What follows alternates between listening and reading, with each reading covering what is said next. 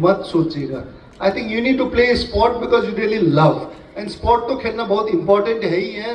अगर आपको प्रोफेशनल या इंडिया नहीं खेलना भी आपके हेल्थ के लिए तो बहुत इंपॉर्टेंट ही है.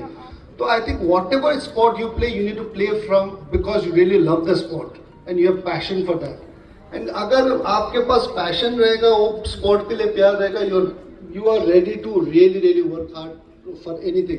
सो आप एक छोटा टाउन से है, अपॉर्चुनिटीज कम है. आई थिंक वो सब सोचने से दिल नेवर हैपन. मेरा लाइफ में भी I think it was step by step गया हूँ. मैं फॉर्चुनेटली बोर्डिंग स्कूल में गया जब बचपन से, बिकॉज मैं गांव में स्कूल नहीं था, तो हमको बोर्डिंग स्कूल में दिया गया था. तो I played in school, boarding school में खेला. वहाँ से सुब्रोतो कप, जैसे बोला, सुब्रोतो खेलने को मिला. सुब्रोतो खेलने के आगे विद इन स्टेट में हमको इंटर स्कूल टूर्नामेंट्स खेला.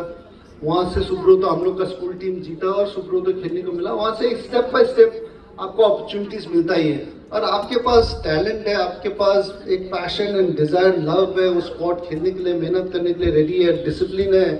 तो आप सिंगरौली हो या सिक्किम का एक गांव हो या मणिपुर का कोई गांव हो, I think you are ready to work hard. You have the talent, आप आएंगे ही.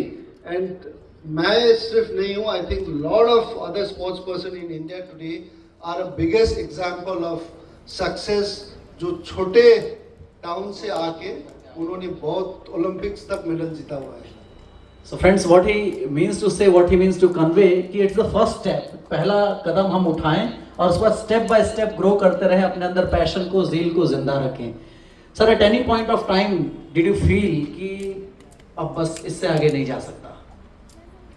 जब उम्र हो जाता है तब you have to really realize कि इससे आगे नहीं जाता. अब मैं आई रिटायर्ड 10 years ago. मैं अराउंड 35 का था. तो जब ऑब्वियसली एज पकड़ता है तो then injuries are quite frequent. तो उस समय यू गॉट टू रियलाइज कि अभी नए जनरेशन है, कंपटीशन लेवल बढ़ जाता है. एंड स्पोर्ट्स एक चीज़ है कि you can play till certain age तक ही खेल सकता है. तो मुझे मेरा लाइफ करियर में तो कभी नहीं सोचा कि मैं पीछे हटने वाला हूँ, because I always wanted to play. In fact मैं जब इंडिया के लिए अंडर 16 के लिए मुझे फर्स्ट टाइम कैंप में बुलाया गया था, तो उस साल मैं क्लास 10 का एग्ज़ाम देने वाला था ICSE. 3 महीना रह गया था.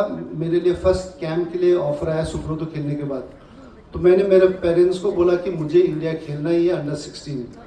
तो दे वर वेरी अपसेट बिकॉज मेरा एग्ज़ाम्स आ रहा था.